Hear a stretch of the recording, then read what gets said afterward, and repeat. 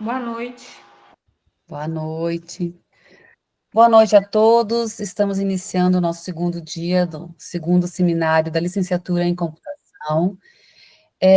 Hoje uma noite muito especial, vamos ter duas palestras, né? E iniciamos aqui à noite com a presença do professor Pedro, nosso querido professor Pedro, né? Que passou pela UF, hoje está na USP. É muito bom recebê-lo aqui, professor Pedro. E o professor Pedro hoje vai falar sobre tecnologias digitais para o apoio à educação em computação. Eu vou ler aqui um mini currículo do Pedro, do professor Pedro, depois, Pedro, se você quiser complementar, você fique bem à vontade, tá? O professor Pedro, então, é professor do Departamento de Ciência e Computação no Instituto de Matemática e Estatística da Universidade de São Paulo, USP, doutor e mestre pelo Programa de Pós-Graduação em Ciências de Computação e Matemática Computacional pela Universidade de São Paulo, USP, é bacharel em Ciência da Computação pela Universidade Federal de Goiás, possui interesse nas áreas de jogos educacionais, gamificação, chatbots, educação em computação e engenharia de software. O professor Pedro foi nosso professor da licenciatura em computação, alguns alunos que estão aí já foram alunos dele, já sabe o potencial do professor Pedro, é muito, muito bom receber você novamente aqui, você sabe o carinho que a Alicomp tem por você, né? Nós todos a UFJF, na verdade, né? A gente fica sempre torcendo para que você siga o melhor caminho, mas assim, o nosso coração ficou um pouco apertadinho quando você foi, tá ok? Seja bem-vindo, muito obrigada pela sua colaboração, pela sua contribuição com a Alicomp, e fique à vontade aí para a sua fala. Obrigado. Primeiro, eu gostaria de agradecer o convite, né? É sempre uma honra estar aqui com vocês. Um lugar que eu fui muito feliz, né? Então é muito bom voltar e partilhar um pouquinho com vocês aí sobre tecnologias digitais, principalmente para educação e computação. O que eu vou falar hoje vai ser um pouco mais informal, então, assim, na medida que vocês quiserem fazer comentários ou perguntas, vocês podem ir interrompendo, a gente vai conversando, então pode ir mais no sentido de um bate-papo mesmo, tá? A professora Leamara já falou um pouquinho aí sobre o meu currículo, né? Então, esse é meu currículo. Sempre foquei mais na parte de tecnologias para ensinar computação, né? Lá no meu mestrado, eu foquei mais na parte de usar jogos para ensinar teste de software. No doutorado, eu tive um viés mais para engenharia de software, trabalhando com arquitetura de software, e retomei ali no pós-doutorado, juntando as duas coisas, né? Eu estava trabalhando com a sustentabilidade, que é um atributo de qualidade de arquitetura, né? Mais para recurso educacional aberto para a educação em computação. Então, meu currículo, ele pervasa aí esses dois domínios, né? Também fiz licenciatura em informática pela uma universidade chamada Uniaselv, na tentativa de tentar ter um viés um pouco mais de educação em computação, de licenciatura em computação, né? Então, esse aí é meu mini currículo. O que a gente vai falar sobre hoje, né? Eu vou falar um pouquinho sobre educação em computação, falarei também sobre recursos educacionais abertos e vou especificar em alguns recursos educacionais abertos, por exemplo, jogos, chatbots e a parte de realidades imersivas também. Uma coisa que se tem discutido muito aí dentro das comunidades científicas, né, até dentro das comunidades do Brasil que estão relacionadas à Sociedade Brasileira de Computação, é se educação em computação é uma área da computação. E aí, houve-se um interesse, né, de um grupo de pesquisadores aí tentando mostrar que a educação em computação também seria uma área da computação. E aí, lá no ano de 2020, criou-se o grupo de interesse, né, de educação em computação, onde daí surgiu o EduComp, que é o Simpósio Brasileiro de Educação em Computação, e aí, em 2022, a SBC, então, ela criou a Comissão Especial de Educação em Computação. Até então, essa comunidade, ela era um braço ali da comunidade de informática na educação, né? Porque a gente vai ver que existe muita relação de educação em computação e informática na educação. E aí, quando a gente fala sobre educação em computação, a gente está focando principalmente, né, em trabalhar o processo de ensino e aprendizagem de computação como uma disciplina. E aí a gente vai perceber que a gente tem essa perspectiva em diferentes etapas do ensino, né? Desde lá da infância, e a gente vai ver que a gente consegue trazer isso já com o pensamento computacional lá no início, né? Até passando ali pelo ensino fundamental, né? O ensino médio, até à educação de nível superior. Então, a gente percebe que, quando a gente trabalha com educação e computação, a gente tem um ambiente formal, por exemplo, uma universidade, né, um curso que a gente está fazendo, ou até mesmo em momentos informais, né, que a gente consegue ali trabalhar esses conceitos de computação. E aí, então, o principal objetivo, quando a gente fala sobre educação e computação, é principalmente aprimorar o ensino e a aprendizagem de computação como área de estudo. E aí, o pessoal lá que criou, né, o grupo de interesse, antes de criar a comissão especial sobre educação e computação, eles começaram a listar algumas áreas ali dentro, né, de educação e computação, que seria interessante investigar, seria importante ter como tópicos de pesquisa, né, e aí, dentro desses tópicos, estavam focados principalmente no pensamento computacional na educação básica. Então, isso veio muito relacionado também com a BNCC, né, onde ela criou lá o complemento da computação, onde foca principalmente na educação básica, onde a gente tem ali os 4 pilares, que reconhecimento de padrões, decomposição, algoritmo. Existe um grupo de pesquisadores do Reino Unido que fala talvez de um quinto pilar, né, que no caso seria a avaliação, mas não é muito difundido. Então, mostrou-se, por exemplo, que é necessário, né, a gente trabalhar esses elementos de pensamento computacional na educação básica. E aí a gente pode fazer isso de diferentes formas, né? A gente pode fazer com a computação plugada, que é a gente usar esses recursos digitais, ou com a computação desplugada, onde muitas vezes, se a gente quiser ensinar, por exemplo, computação, conceitos de computação em áreas rurais, né, ou áreas que têm uma dificuldade de acesso, a gente pode utilizar diferentes elementos para trabalhar esses conceitos de programação, né, e dentro de pensamento computacional também. Então, jogos de tabuleiro é um bom exemplo que a gente pode usar isso daí também. Outra perspectiva que a educação e computação tem trazido é a parte de ferramentas digitais no ensino de aprendizagem, né? Então, como que a gente pode utilizar ferramentas digitais ali para justamente mostrar como que a gente faz esse processo de aprendizagem, como que a gente está fazendo esse gerenciamento. Aqui o pessoal tem utilizado também um pouco de ciência de dados, de análise de dados, para principalmente mostrar como que tem feito esse gerenciamento do ensino, né, desses conceitos de computação. E, principalmente, né, ferramentas e metodologias para apoiar a interação da educação em computação e principalmente em programação. A minha pesquisa está muito mais voltada para isso daqui, na parte de ferramentas e metodologias. Então, eu uso, por exemplo, bastante jogos, elementos gamificados, né, sistemas gamificados, e mais recentemente um pouco mais sobre chatbots, que é o que está mais em alta aí, né? Então, como que a gente pode trazer isso para apoiar ensinar conceitos, né, de computação e, principalmente, no meu caso, conceitos de programação. E aí a gente tem alguns exemplos de pesquisa em educação e computação que a gente pode ter, né? Então, a gente criar um recurso digital para ensinar computação. Como que a gente pode trabalhar o pensamento computacional lá na educação básica, né? Como que a gente pode criar ferramentas para analisar todo esse processo de ensino e aprendizagem de educação e computação, né?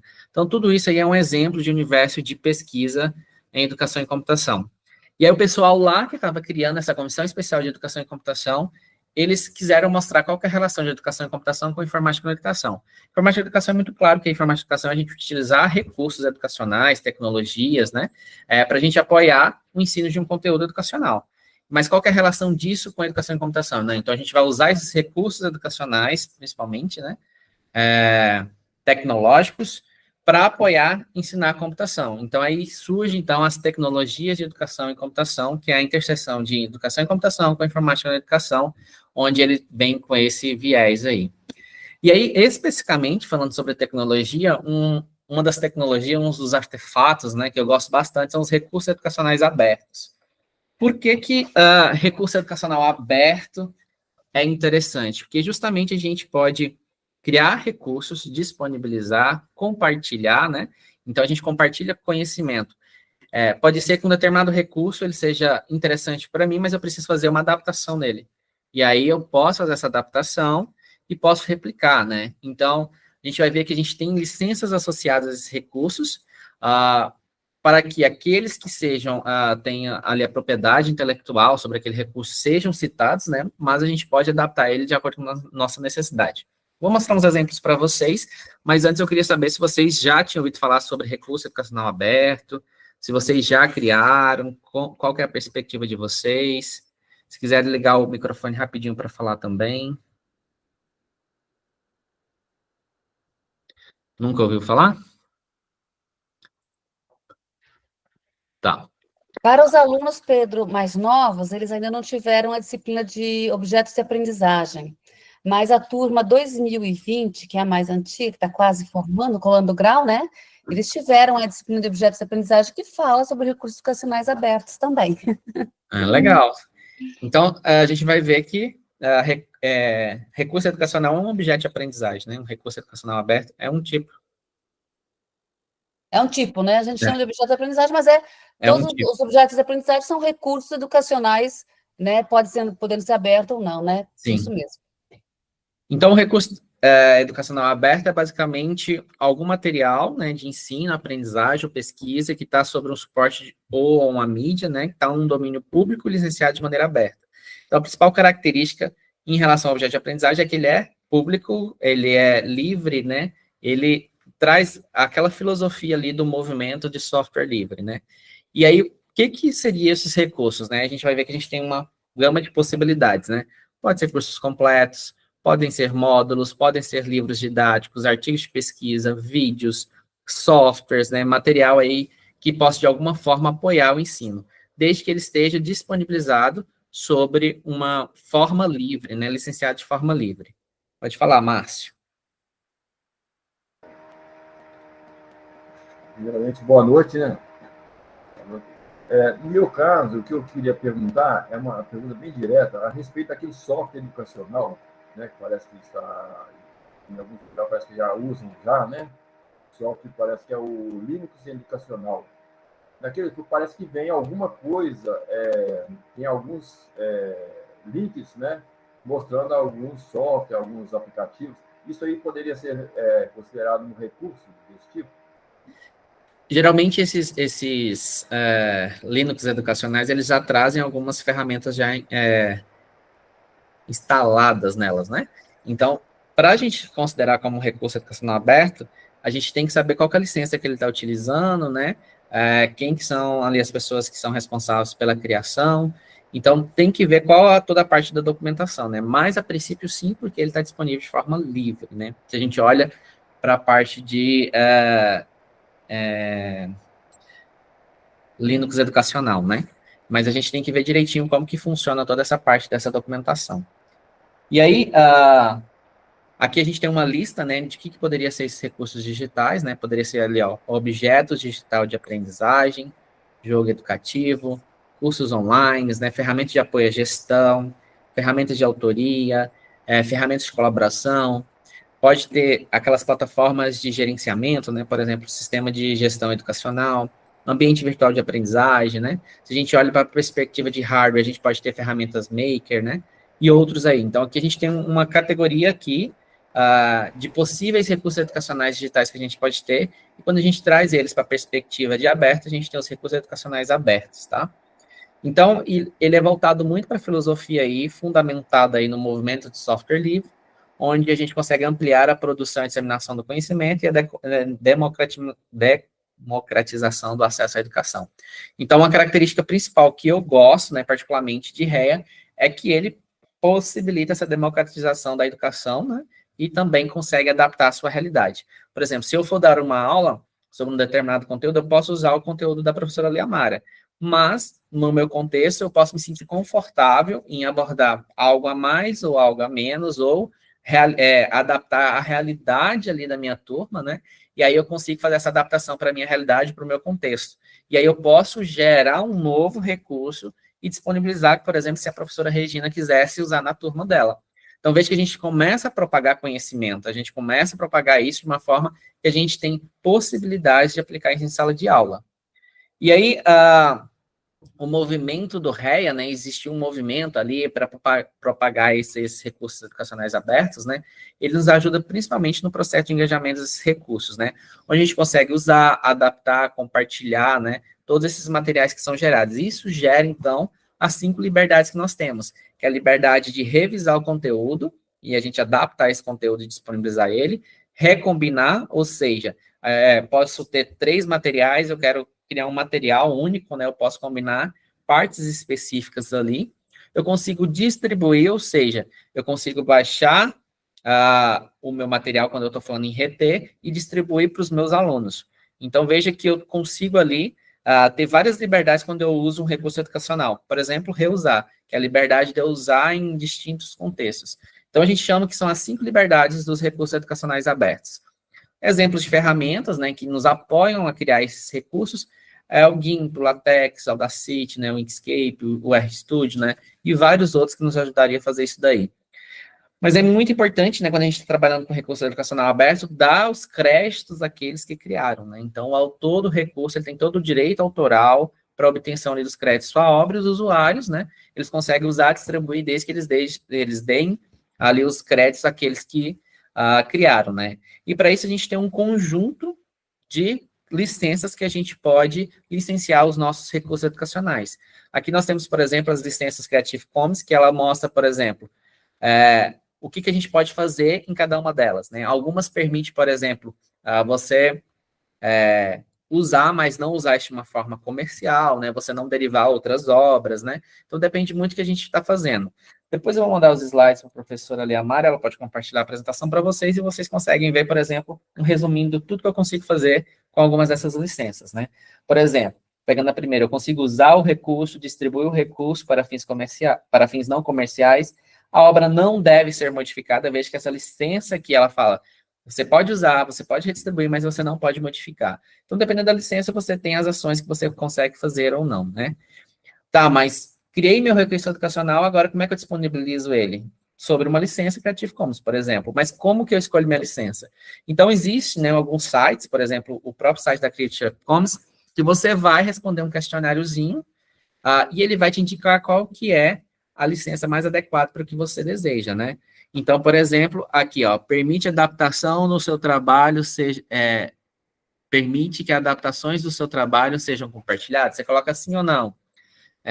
Permite usos comerciais, sim ou não. Então, dependendo do que você for colocando, ele vai sugerir uma licença para você, e aí no final ele vai gerar, então, talvez aqui esteja muito pequeno para vocês, mas é um código onde você consegue colocar no seu recurso, que vai mostrar quais são as ações que você pode exercer sobre aquele recurso. Então, aqui tem todo o ciclo de vida, como que eu construo o meu REA, né? Então, eu consigo planejar, criar, adaptar, fazer o depósito no repositório, publicar ele, fazer o acesso e o monitoramento. Isso aqui é muito importante, justamente para a gente saber se o nosso recurso é um recurso que está se sustentando. Então, um dos meus temas de pesquisa também, que é, todo mundo gosta de criar um recurso educacional, né? Todo mundo gosta de criar um jogo para ensinar. Mas, na prática, esse jogo é usado? Ele está sendo divulgado? As pessoas conhecem esse jogo? O que eu tenho que fazer para que esse jogo, as pessoas conheçam esse jogo e usem em sala de aula? Então, uma das coisas que a gente faz é monitorar esse recurso quando ele está no repositório para entender se ele está impactando ou não a comunidade como um todo, né? Fazer avaliações, então, esse é basicamente o ciclo de vida, né? Onde a gente começa planejando e o que a gente espera, fazer esse monitoramento para a gente entender se esses recursos, eles estão impactando ou não as pessoas que estão utilizando e se ele é de forma interessante ou não, né? Se não for, o que aconteceu? A gente não planejou muito bem esse desenvolvimento desse recurso, ou a gente não divulgou, ou nós precisamos fazer ações para que esse recurso ele seja conhecido. O que a gente tem que fazer? Então, existe um universo de pesquisa que a gente conseguiria trabalhar em cima disso daí. Então, é muito interessante a gente criar os nossos recursos e depositar eles em repositórios. Por quê? Porque a gente consegue procurar um recurso de acordo com o nosso interesse. Vamos supor que eu esteja querendo ensinar algoritmos em Python. Nunca ministrei uma disciplina em algoritmos em Python, preciso de criar um material. Por que não olhar o que já existe de forma livre, olhar esse material e adaptar esse material para a minha realidade, né? Então, onde que eu procuro isso? Geralmente, quando você tem amigos, você pede ajuda para os amigos, né? Mas se você não conhece ninguém que tem esse material, então o ideal é você ir até um repositório, procurar por esse material, e aí, a partir disso, você ter o acesso a esses recursos. Quais são os repositórios que nós temos, né? Então, esses aqui são alguns exemplos de repositórios que nós temos. Um dos mais completos é o Machead, tem bastante coisa lá. É muito legal vocês, por curiosidade, depois dar uma pesquisada. É um repositório ali que tem muita coisa interessante mesmo, né? A Educaps também tem algumas coisas e outros também. E aí, para cada tópico que eu vou falando, eu vou mostrando o que eu tenho de pesquisa para a gente fazer esse link aí, né? Então, visando, né, a gente trabalhar com recurso educacional, né, a gente já desenvolveu, né, junto com outros autores, né, uma arquitetura de referência que nos ajudava justamente a ter um repositório gamificado para colocar REIAs. O que é uma arquitetura de referência? É uma arquitetura de arquitetura. É uma meta-arquitetura no qual eu falo, quando eu quiser desenvolver, então, um repositório, quais são os elementos que eu tenho que considerar naquilo dali. Então, veja que é uma mistura ali de engenharia de software com a parte de informática na educação, mostrando se eu quiser criar um repositório, o que eu tenho que considerar para gamificar um repositório, né? Então, aqui eu tenho todos os módulos onde eu falo sobre os REAs, sobre a gamificação e alguns elementos transversais. Na UFJF, orientei um aluno de TCC que ele criou um repositório específico para recursos educacionais abertos para o ensino de computação. E aí ele criou esse repositório onde eu tenho alguns filtros específicos que eu consigo ali pesquisar por disciplinas, por tópicos, né? Verificar quais são os mais acessados. Se vocês verificarem aqui, eu consigo dar estrelinha para avaliar se o recurso é legal ou não, consigo fazer comentários, né?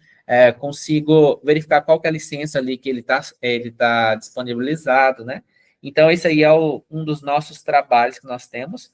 Eu vou deixar o link para vocês, mas basta clicar aqui que ele está publicado já esse artigo no workshop de educação em computação, no WEI, que é dentro do CSBC.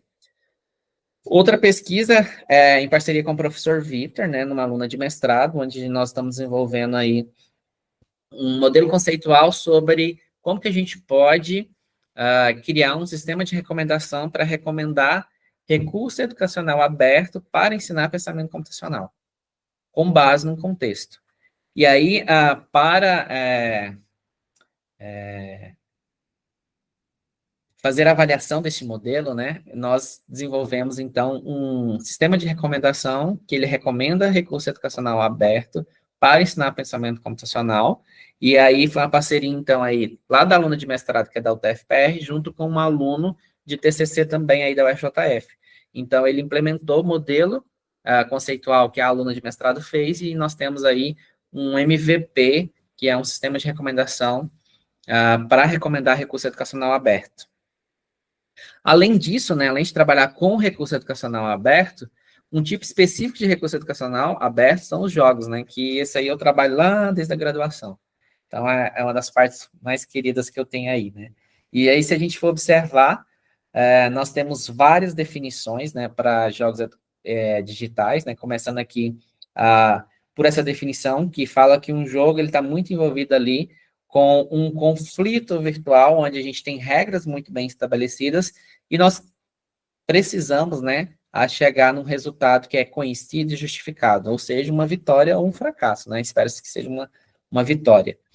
Existem outras definições que falam que é muito voltado a desafio, né, onde a gente se expõe em desafios abstratos, nós temos regras muito bem definidas, interatividade, né, feedback contínuo, e aí nós precisamos ter resultados que vão sendo alcançados de acordo com algumas reações emocionais. Essa outra definição é muito legal, porque ela fala muito sobre o feedback, né? Quando você está trabalhando com um jogador, você tem que ter regras muito bem estabelecidas e o feedback. Para cada ação que você faz dentro do jogo, é necessário um feedback positivo, um feedback negativo. Assim você vai conseguindo se guiar dentro do ambiente, e dentro desse ambiente você consegue ali verificar se você está alcançando seu objetivo ou não, né? E aí, o grande problema que a gente tem quando a gente fala sobre pesquisa, né, jogos. Os jogos educacionais, eles são divertidos? É uma problemática, né? Muitas vezes, se você pegar um jogo educacional, nem sempre ele é divertido. Por quê? Porque não existem tantos recursos que são disponibilizados para o desenvolvimento dessas ferramentas. Geralmente, elas são efetuadas aí dentro de um contexto acadêmico, né? E a gente pega esses jogos comerciais, são empresas gigantescas que desenvolvem esses jogos, né, e aí você vai começar a comparar esses jogos que são super conhecidos, né, com esses jogos educacionais, você fala assim, muito chato, né, não gostei. E aí a gente começa a ter uma resistência ali por parte do aluno. E aí o que a gente pode fazer, então, para trabalhar com esses jogos, né? Para fazer jogos que sejam divertidos. Pensar em elementos que são essenciais no contexto ali educacional, né? Entender se aquela turma é uma turma que está, de alguma forma, interessada em jogo. Nem sempre todas as turmas têm um perfil inclinado a jogo, né? Isso acontece muito quando a gente está trabalhando com gamificação também. Existem pessoas que não têm, por natureza, interesse em jogos. Então, não tem como você fazer com que ela aprenda por meio de jogos, né? Então, ela vai achar chato naturalmente. Nós temos que pensar que nem sempre nós temos todos os elementos que são, de alguma forma, interessantes no jogo. Às vezes, você tem um jogo só de quiz, não vai te motivar. Então, você tem que pensar em elementos, por exemplo, que você vai se sentir representado dentro do jogo. Então, essa também é uma ferramenta que nós temos que pensar na hora de desenvolver, né, para que nós consigamos motivar os nossos estudantes a aprender computação por meio disso. Então, em particular, quando a gente trabalha com jogos, o objetivo é principalmente a gente ter um aprendizagem ativo, né? Então, a pessoa vai lá, ela entra num ambiente, né, e esse ambiente é um ambiente virtual.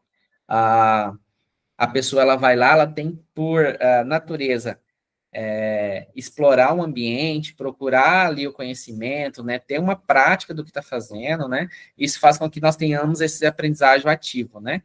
Um exemplo que nós podemos citar, que é muito interessante, é que se nós estivéssemos ali aprendendo alguma reação química, né, e aí você fosse treinar isso num jogo, né, pode ser um jogo sério, você fosse lá fazer a reação primeiro no jogo, verificar se você juntar um elemento com outro, pode explodir, você vai explodir ali no jogo, né? Na realidade, se você fizer uma reação química real, e se você não tomar os devidos cuidados, você pode até se machucar, né? Ou pode derramar algum elemento em você, né? Então, os jogos, eles são também utilizados para treinar essas pessoas. Então, é muito interessante a gente usar os jogos como forma de simulação de situações, ou também como forma de fazer com que você tenha seu aprendizagem ativo, que você consiga explorar as suas possibilidades aí, né? Então, você coloca as suas habilidades práticas em jogo. Então, você pode ficar falhando, né? Até você entender todo o processo. E aí, quando você entende todo o processo, você vai para uma situação real. E aí, você testa aquela situação real. Então, em computação, é muito comum a gente ver situações complexas, né? Como, por exemplo, algoritmos, estruturas de dados e outros usando ali jogos. Se a gente pega algo específico lá na ordenação, né? Em estrutura de dados, para a gente falar nós vamos usar um algoritmo específico para ordenação, o bubble sort. Você entender como que funciona um bubble sort, é muito mais fácil você ver isso num jogo, onde a gente pode ter uma simulação, ou você pode fazer isso por meio de um personagem para você entender o funcionamento, para depois você entender a ideia, entender a lógica e vir implementar o algoritmo, né? Então, um jogo, ele ajuda muita gente nessas habilidades práticas também. E também estimula muito a parte do pensamento crítico, né? Para resolução de problemas, né? Enfrentamento de situações desafiadoras. Então, ele ajuda você também a tomar algumas decisões. Vamos supor que você está numa situação ali no jogo que você tem que tomar uma decisão, né? E essa decisão, ela tem, de alguma forma, uma consequência, ou positiva ou negativa. Então, isso faz com que você treine no ambiente essa tomada de decisão antes que você pratique isso na vida real, né? Então, o jogo, ele também ajuda nesse pensamento crítico. E, principalmente, na motivação, né? Se você planejou muito bem o seu jogo, se você tem uma turma que gosta muito de jogar, provavelmente essa pessoa vai se sentir motivada a explorar o universo do seu jogo e, automaticamente, ela vai aprendendo que ela está motivada a fazer aquilo, né? E o mais interessante é que você consegue dar um feedback instantâneo e recompensar esses alunos. Em sala de aula, nem sempre isso é tranquilo, né? Muitas vezes a gente pode ter alunos mais tímidos, que muitas vezes eles não querem fazer tantas perguntas, né? Ou que eles ficam na dúvida, mas eles não fazem determinadas perguntas. E pelo jogo, você pode ter algum tipo de interação ali, com algum elemento do jogo, que você consegue ter esse feedback para aquela resposta que você gostaria, né? Ou para aquela situação que você gostaria, e você consegue ser ainda recompensado por isso. Então, ajuda muito nesse engajamento e nessa motivação aí dos nossos estudantes. E aí, falando sobre isso, né, existem algumas pesquisas em jogos que eu também já desenvolvi, né, em particular esse daqui é um jogo para ensinar teste de software, tá, onde ali a gente dividiu o nosso universo como se fosse capítulos, e onde cada capítulo que você passasse ali, você desbloquearia um cadeado, né? E aí são conteúdos de teste de software, onde a gente pode ter, por exemplo, aqui a gente estava mostrando algo específico de teste, que é um teste de mutação, que é algo muito específico, que eu não vou explicar a teoria aqui por trás, mas a pessoa tinha que comparar ali códigos, ela tinha um tempo ali para fazer isso, e ela tinha uma quantidade de vidas para fazer isso. Então, coloca também a pessoa numa situação ali, dela conseguir responder um pouco mais rápido as coisas, fazer uma análise crítica, né? E, além disso, ela teria algumas situações ali. Então, era um jogo que eu tinha um personagem, mas eu tinha ali também situações que eu tinha um drag and drop, né? Eu conseguia ali arrastar um determinado elemento, colocar em outro lugar, né? Eu conseguia tomar decisões sobre qual que era o melhor código. Tem também isso aqui para teste, que existe um personagem, né? Que ele vai caminhando pelo universo, onde ele precisa testar um algoritmo de bubble sort, que é um algoritmo de ordenação, e aí ele tem que representar esse algoritmo por meio de um grafo, né? Além disso, ele tem que mostrar como que esse algoritmo está nesse grafo, então são todas questões de teste para mostrar para vocês, né, que é possível também fazer jogos ali para ensinar computação e principalmente programação, tá? E aí, especificamente, dentro da UFJF, né, eu coordenei um projeto que chama Escola de Games, onde nós fazíamos algumas... Eu vou passar o slide, depois eu volto. Mais fácil explicar assim. Onde nós fazemos algumas oficinas nas escolas públicas para ensinar conceitos de programação. Como que a gente fazia isso, né? Vamos ensinar conceitos de programação, mas as pessoas fazendo seus próprios jogos. Então, além disso, no final vai ter um joguinho para ela jogar, que não é do universo educacional, tá? Não é para ensinar o conteúdo, mas ela vai aprender a programar fazendo um jogo. Então, essa é a ideia. E aí, esse aqui está sendo rodado uma turma agora, o projeto está sob coordenação do professor Juventino, no DCC, tá? É no Centro de Ciências, onde tem aqui a Maria Clara, que é uma das voluntárias no projeto, ela está explicando como que eles podem construir esses jogos usando Scratch, que é uma forma de programação visual, mas que é para treinar ali a lógica de programação, né? E aí, aqui, a gente já consegue ver na primeira aula o que eles conseguiram fazer aqui, ó. Consegue ter o universo aqui, só trabalhando com programação em blocos, onde eles colocaram um fundo, e nesse fundo eles conseguem mover o personagem por alguns tubos, né? Isso aqui já na primeira aula. Nessa turma, por exemplo, nós temos 3 estudantes autistas, né? Eles estão conseguindo acompanhar super bem a nossa turma, né?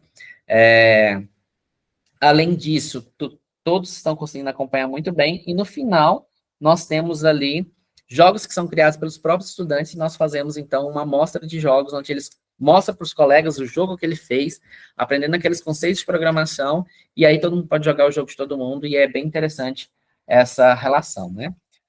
Além disso,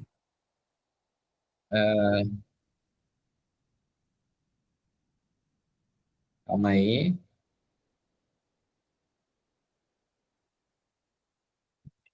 Além disso, nós temos dentro do projeto um podcast que a gente chama de Conexão Gamer, onde nós entrevistamos pesquisadores que trabalham com a parte de jogos, com a parte de informação, educação e computação, para eles falarem um pouquinho aí sobre as suas experiências. E o último entrevistado foi o professor Igor, do departamento, que ele falou um pouquinho sobre desenvolvimento de jogos digitais. Então, é bem interessante, vocês que depois quiserem ouvir o nosso podcast, chama Conexão Gamer. E, atualmente, nós estamos com um curso para professores. E eu falo nós porque eu ainda me sinto parte, né? Qual que é a ideia aqui, né? A gente fazer um curso para os professores aprenderem a como trabalhar o desenvolvimento de jogos usando Scratch, para que eles vá em sala de aula e ensinem esses conteúdos. Então, os alunos, eles gravaram algumas aulas, né? E eles fizeram lá uns exercícios, e no final o professor ele vai ter ali um certificado que ele terminou esse curso, que ele consegue ali aplicar o projeto Escola de Games, né, na sua escola.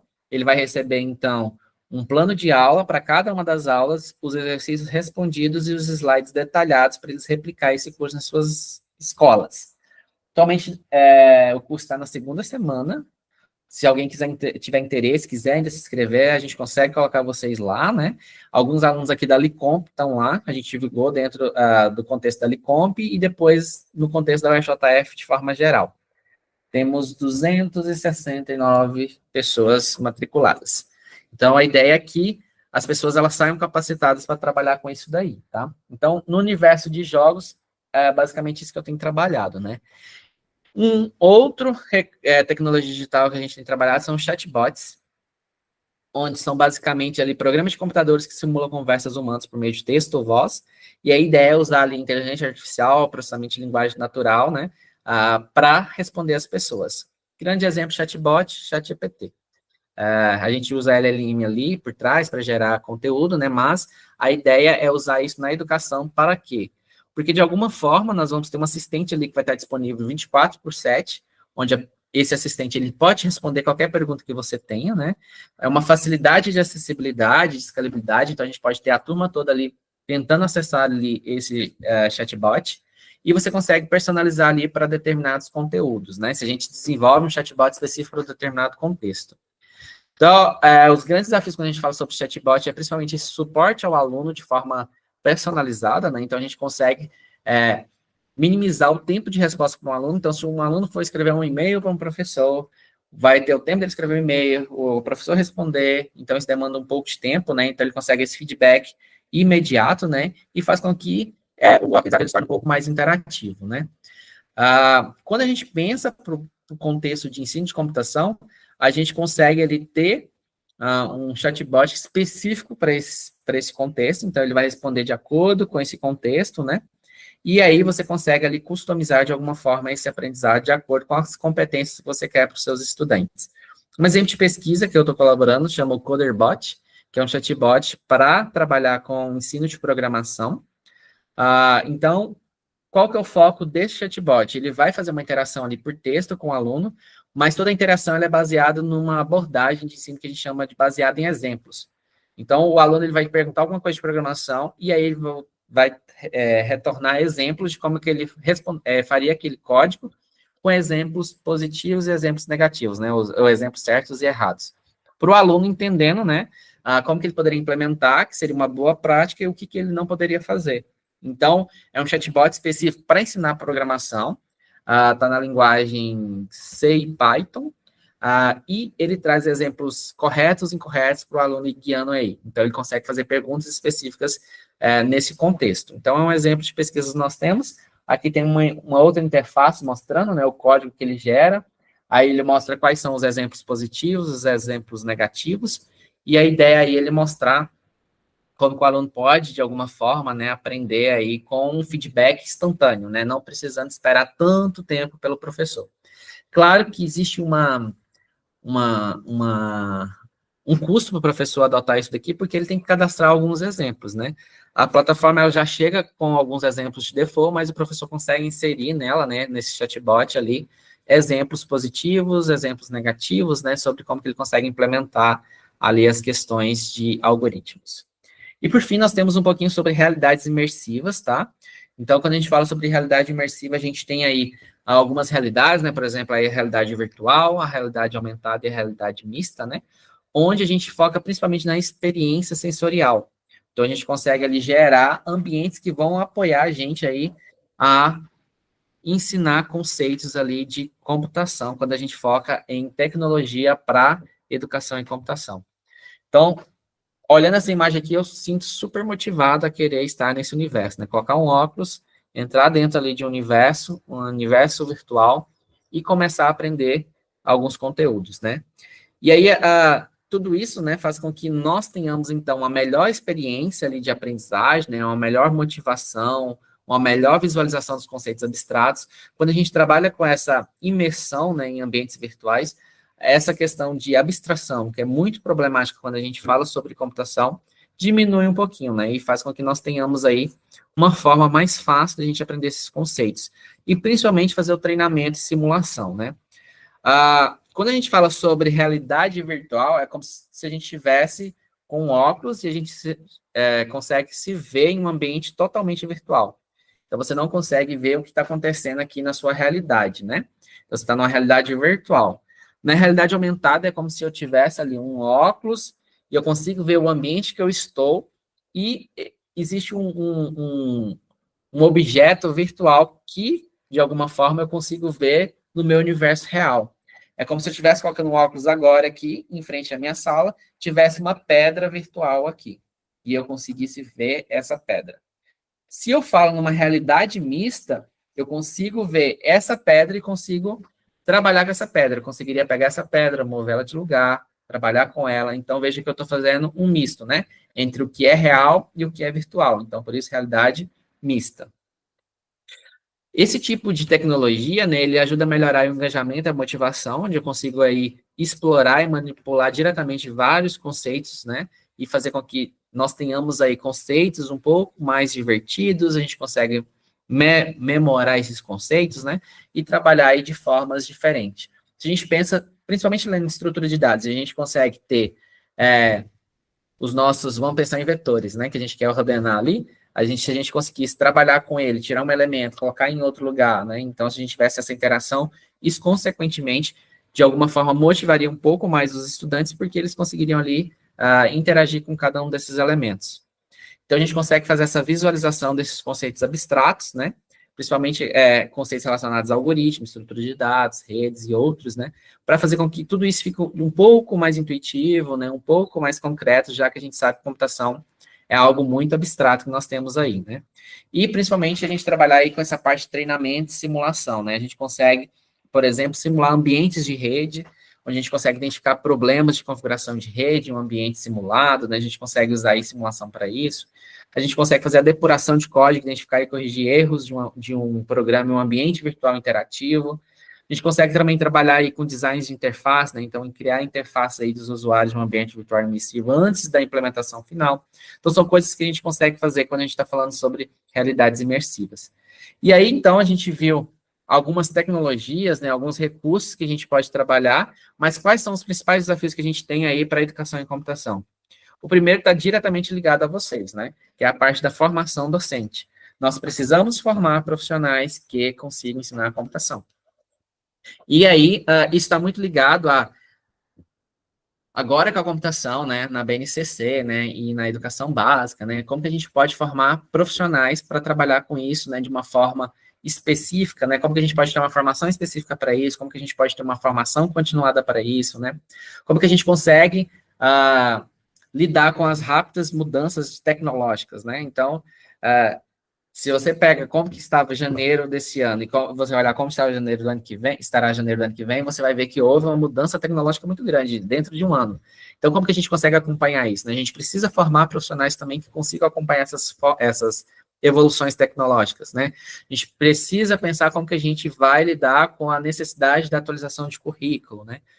Como que a gente cria materiais que sejam materiais adequados, né? A gente sabe que nós temos muitos materiais, mas talvez nem todos tenham boa qualidade, né? Então, como que a gente trabalha isso para trabalhar com essa questão da formação docente?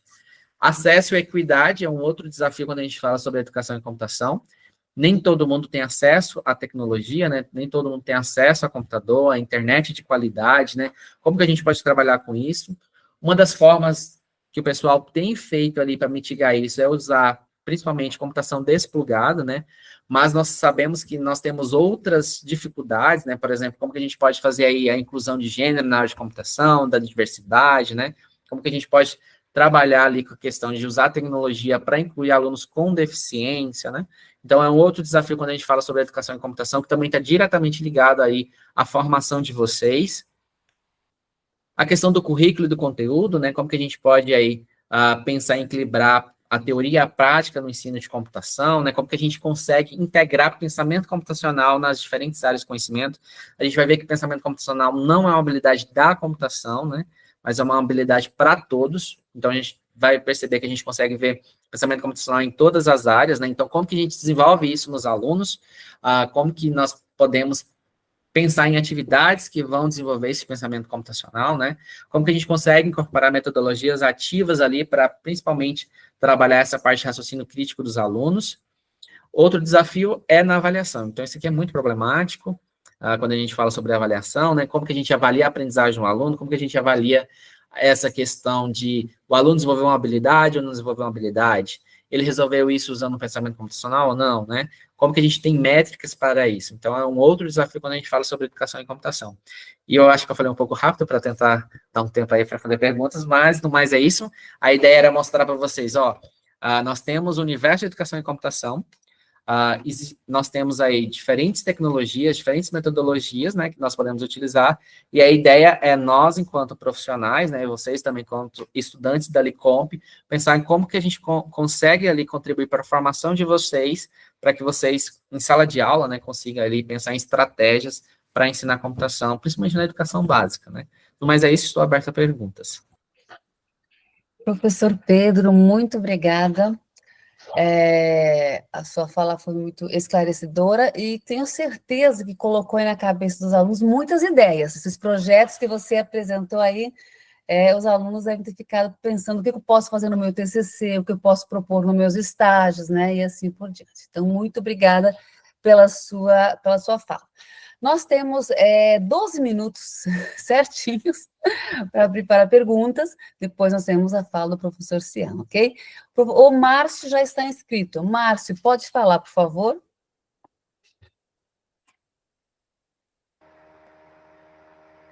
Márcio, não estamos ouvindo Alô, você. alô? Agora sim. Tá. Professor Pedro, o que eu queria perguntar é o seguinte, você falou aí de dois cursos de extensão, né? Parece que são dois, um chatbots e o outro a respeito dos jogos digitais, né? No caso, a gente que está inscrito na universidade hoje, que está como aluno, a gente tem acesso a isso? Como que fica? Tá, o de chatbot, ele é de pesquisa, né? Então, ele está disponível por meio de artigos, né? Tem um link para acesso a ele e você consegue fazer o acesso. A parte de jogos que eu apresentei era a parte de extensão, que tem um projeto aí na UFJF. Se você digitar no Google Escola de Games UFJF, você vai, então, para o site. E lá você consegue acessar todos os materiais. Se você quiser fazer o curso de formação de professores, basta entrar em contato, né? Que a gente consegue te inserir essa semana, porque a gente está na segunda semana, então dá tempo de você fazer, porque a primeira semana é só apresentar no fórum, então tá super tranquilo. Então você teria que fazer só a atividade dessa semana, são 15 semanas, então é um curso relativamente curto, né? Então daria tempo de você fazer isso daí também. Sei que tem alguns alunos aqui que já estão lá, né? Então se quiser falar como é que tá funcionando, se quiser motivar os outros também, conseguiria fazer isso. Então, a Escola de Games, você pode acessar pelo site, e também, se você quiser fazer o curso, é só entrar em contato. Já o chatbot, tem o artigo, eu vou disponibilizar o link junto com a apresentação e a professora Leamara compartilha com vocês. Tem como professor, disponibilizar só o link, no caso, no caso, quiser fazer o curso depois? Não entendi. Não, no caso, deixa eu ver se eu entendi. O Se link caso eu para quiser... fazer a inscrição do curso, Pedro. Tá, eu tenho que É isso, procurar. né, Márcio? Eu tenho que procurar... Isso é uma disciplina ou não, Lia? É uma disciplina no AVA. Eu vou pegar o link, você coloca lá no AVA. Isso, você me manda, Pedro, que se precisar, eles todos são inscritos no Moodle, né? Mas eles vão ter que pedir autorização.